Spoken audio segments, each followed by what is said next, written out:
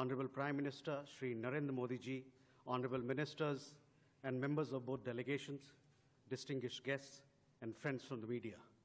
We will now have the press statements. May I request Honorable Prime Minister Shri Narendra Modi ji to give his remarks to the media.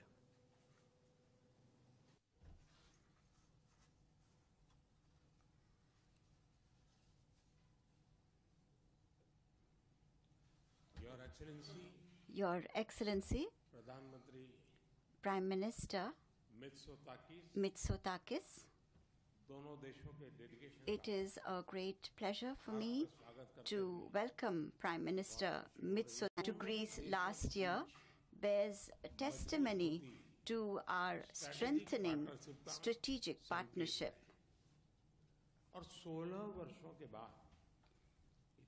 And the visit of a Prime Minister of Greece to India after a gap of 16 years is in itself a historic opportunity.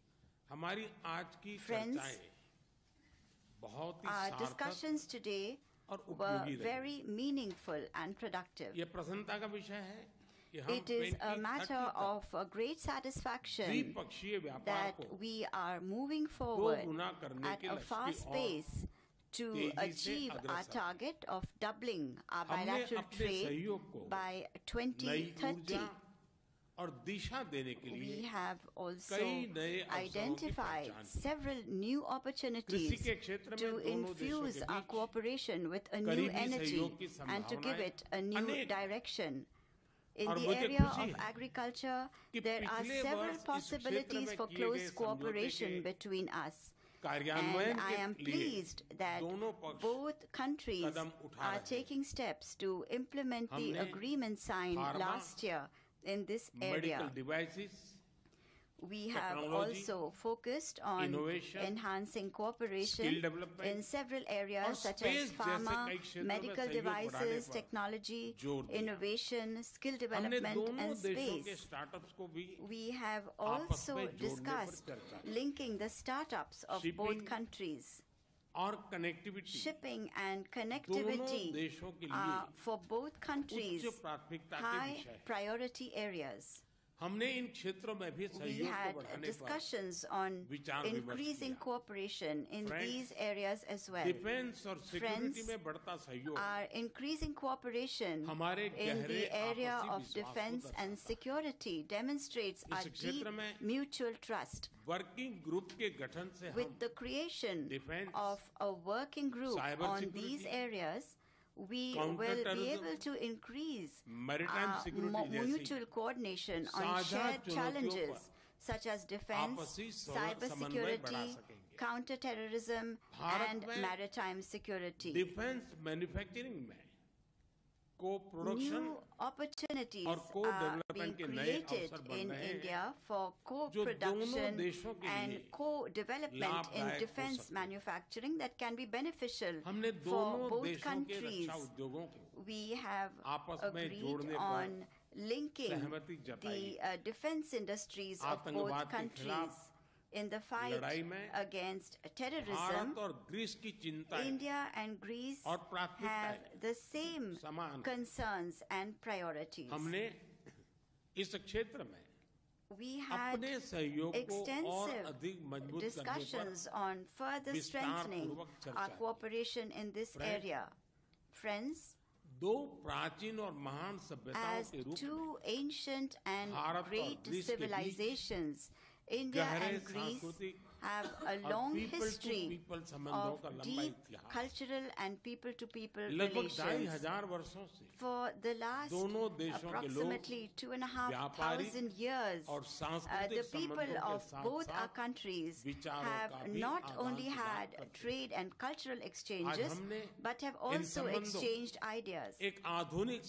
Today, we have identified several new initiatives to give a modern form to these relations. We also discussed concluding a migration and mobility partnership between us as soon as possible. This will further strengthen our people-to-people relations. We have also laid emphasis on enhancing cooperation between the higher education institutions of both countries. We have decided to create an action plan to celebrate the 75th anniversary of diplomatic relations between India and Greece. This will give us the opportunity to showcase at a global level the shared heritage of both countries, our technology, innovation and sports, as well as our achievements in other areas. Friends, during our meeting today, we also discussed several regional and international issues. We agree that all disputes and tensions should be resolved through dialogue and diplomacy.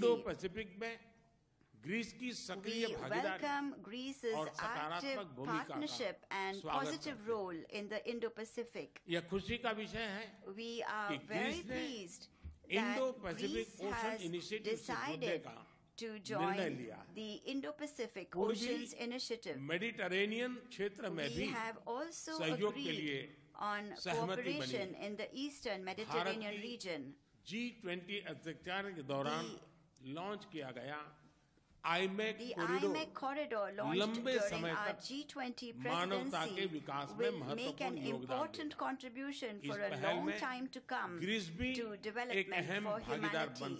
Greece can become an important partner in this initiative. We agree that reforms are needed in the UN and other global institutions so that they can be made more contemporary. India and Greece will keep up their efforts to contribute to global peace and stability. Excellency, this evening you will participate as a chief guest of the Raisina Dialogue. We are all looking forward to listening to your address. Thank you very much for visiting India and for the very useful discussions that we have had. Thank you, sir. May I now request His Excellency, Mr. Kyriakos Mitsotakis, Prime Minister of the Hellenic Republic, to give his remarks to the media. Dear Prime Minister Modi, ladies and gentlemen, it is indeed with great pleasure that I am here in India for the first time in my official capacity, and the Prime Minister was right to point out that it has been 16 years since a Greek Prime Minister has visited your great country. And in Greece, last August, I had the distinct privilege of receiving Prime Minister Modi, who kindly extended an invitation for my official visit to India, and I have been eagerly looking forward to this trip ever since. And together with Prime Minister Modi, we continue building on the positive momentum in our bilateral relationship.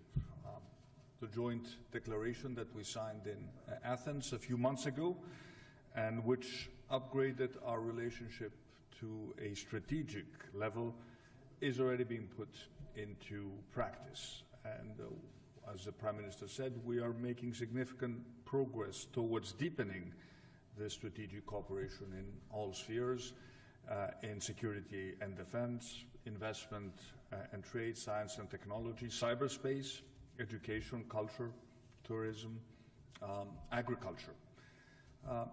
Greece and India are close to one another in many respects.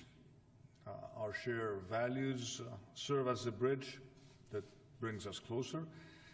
We both share, I would say, a certain ethos, or dharam, as you call it. We both share, as the Prime Minister said, a strong commitment to international law, and especially the United Nations Convention on the Law of the Seas. We're both loyal to the principle of the UN Charter, diplomacy, and stability.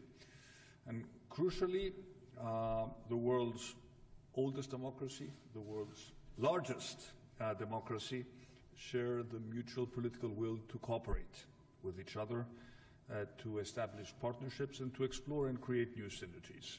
And in Prime Minister Modi, I have found a visionary, a principled leader, and dare I say, a true friend. And the importance that we attach to our relations with India is evident not only in the increase of our bilateral contacts over the past year, but also in the partnerships we have developed. Last year, we signed a memorandum of understanding in crucial areas such as agriculture and defense. And this year we are working, and I'm sure we will finalize very quickly, a very important agreement on migration and mobility. It will constitute a very important step towards strengthening our cooperation in issues such as legal migration, fighting human trafficking, but also offering young Indians an opportunity to come and work in Greece and benefit from the growth of our economy. And the prospects for strengthening our connection, thanks to the India and Middle East Europe corridor, what we call the IMEC project, which was launched by India during its G20 presidency, are even brighter. Greece, you just have to look at the map to realize this, is India's gateway to Europe. And through IMEC, we see our participation as a very important aspect of this strategic partnership. But of course, as we discussed, in order to achieve this, we need peace in the Middle East, and stability is the necessary condition for every project that aims to increase the greater prosperity of the greater region to the benefit of all countries involved. And several of my meetings here in India today, together with a very large delegation of Greek business representatives, focus on promoting our economic ties with particular emphasis on sectors such as renewable energy, infrastructure, our ports and shipping, and logistics. And of course, we want to learn from the Indian miracle of information technology, and as we discussed, bring together our very vibrant startup communities. And mutual investments are a major goal in these bilateral relations. I am pleased to say we already have important Greek investments in India in many sectors, including food products, infrastructure, in transport and logistics. And of course, India is also beginning to invest in Greece. For example, an Indian company is building, together with a leading Greek construction company, the new airport on my home island of Crete. But of course, we need to be more ambitious when it also comes to trade flows, doubling our trade by 2030, why not earlier?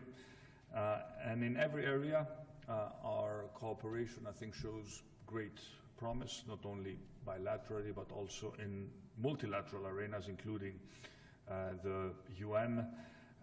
Greece will support India's candidacy to the UN Security Council for the period 2028-2029. And of course, we also support and participate in the broader dialogue about reforming the UN itself in order to make it more representative of the shifting patterns of development and global power. We know that the world today is facing unprecedented challenges that require immediate and efficient action, from the ongoing war in Ukraine to the situation in the Middle East, from climate change to food, energy security. For all these things, one thing, for all these challenges, one thing is certain. In order for governments to tackle them, international partnerships and collective action is paramount. And India has a critical role to play in this endeavor. And we view India as one of the main pillars of stability and security in the broader region of the Indo-Pacific. And given your size and history, your strategic importance, it is a very positive development that India is assuming with vigor this new leadership role. We consider our country to constitute a pillar of stability in our own region, the Eastern Mediterranean, and it is this mutual commitment to peace that has brought us so close, and that will, I believe, foster and strengthen this strategic partnership. We have set a lot of very specific deliverables to our teams, and as we will be celebrating, as you pointed out, your Prime Minister, 75 years of diplomatic relations next year, I think this gives us the added impetus to work towards materializing this very ambitious agenda. Again, thank you so much for this welcome, and let me extend my heartfelt wishes for the continued welfare and prosperity of the very friendly and welcoming Indian people. Thank you, sir. That concludes the press statement.